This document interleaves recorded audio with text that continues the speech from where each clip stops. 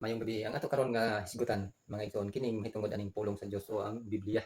Ano nga importante mo gid kaayo nga mobasa tag Biblia unya motuo gid tag Biblia. Kay ang Salmo 119:105 nag-ingon diha, ang imong pulong mao'y suga sa akong mga tiil ug kahayag sa akong alagyanan. Inana ka gamhanan ang pulong sa Ginoo. Kung mobasa tag pulong sa Ginoo, unsa man ang pulong sa Ginoo? Kanang Biblia. Muna mobasa kita og Biblia, ano man aron ta mahayagan. Kung saon man ta mahayagan kay ang pulong sa Ginoo gamhanan na siya mausab na sa imong pagkatao mo bag-o mo tudlo mo matuto mo na gitudlo nga ang pulos Ginoo kay imo nang basahon mao na siya ang gitawag na siya og kahayag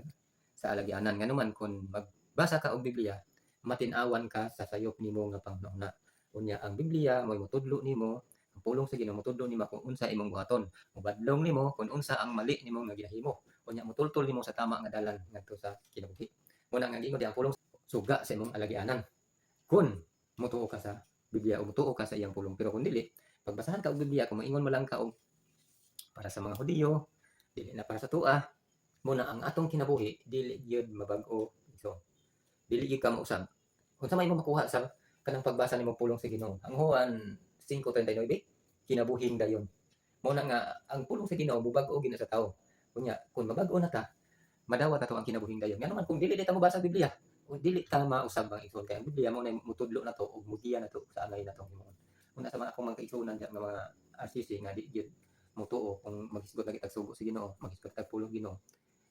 Atoa gina siya nga irespeto nga dili mata parehas og kinuhuan kay nga naman lahi man na imong gibarugan. Pero kung Biblia na gani ang hisgutan, parehas na ta kay mao na ang pulong sa Ginoo. Sayang nga ato pagkatakantag ang mga pulong mo Ginoo maglingkod sa pagtuo. Kunya di ta motuo og Biblia. Kunya kung mabasahan tag sugo mo ingon tag para sa mga Hudiyo. Una nga atong timbang-timbangon ba kung gitudloan man lang ta ang atong mga bati nga mga pulong karon mabasa nato nga mga pulong kung wala man lang na nato wala bagid nga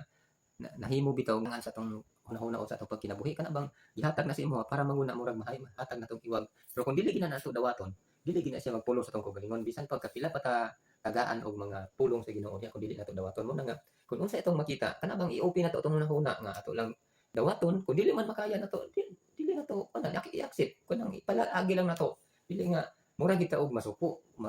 makabasa gali tag mga kanang mga Bible text diha or sa mga post diha murag musinta din ta nga masakitan ta ngano man na igsoon nga masakitan man ta kung labi na og Bible gusto ba gid nato nga dili mabag-o atong kaugalingon gusto ba gid nato nga ang atong kaugalingon nga nagkinabuhi lang ta sa kalibutanon jud dili kita gusto nga magkinabuhi nga para langit ngano man gid nga mahadlok man kita kung Biblia lang isbaran muna nga ang Biblia mohatag na niya nimo matudpa sa 2 Timoteo masigura makita nga ang pulong sa Dios gituga lang sa tao gituga sa tao alang sa pagpamadlong pagpanulid pagmatuto sa pagkamatahong aron ang tao sa Dios masangkapan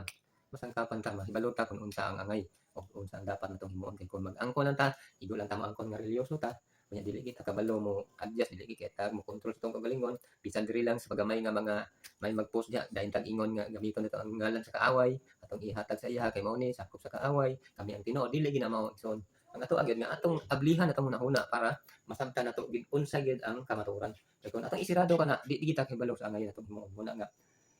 maabtan kita sa paghukom dili man dautan siguro kung ato lang din na siyang timbang-timbangan kung angayan ba og dawaton kay kung maayo man lang na nga gitudlo diha maayo man lang ang pulong sa Ginoo nga makabag-o makausab nato o makatultol nato sa dalan sa kinabuhi kay ang pulong sa Ginoo mo man nagdalag kahayag sa tong agianan mo na mo bag-o nato pero dili nato dawaton ang atong kinabuhi karon nga wala ta sa kahayag magpabilin gid ta nga naa sa kangit-ngit hangtod nga maabtan sa pagbalik sa Ginoo unya ingon diha nga ang adlaw sa Ginoo dili na nagugma kun dili paghukom maabtan sa paghukom unya diha nata magbahay unya wala nay panahon nga mabag-o pa ang atong kinabuhi karon may panahon pa ta nga mubag-o mo usab sa tong kagalingon kung unsa man ang angayan nga baghuon unsa man ang dapat ireporma unsa man ang dapat nato nga himuon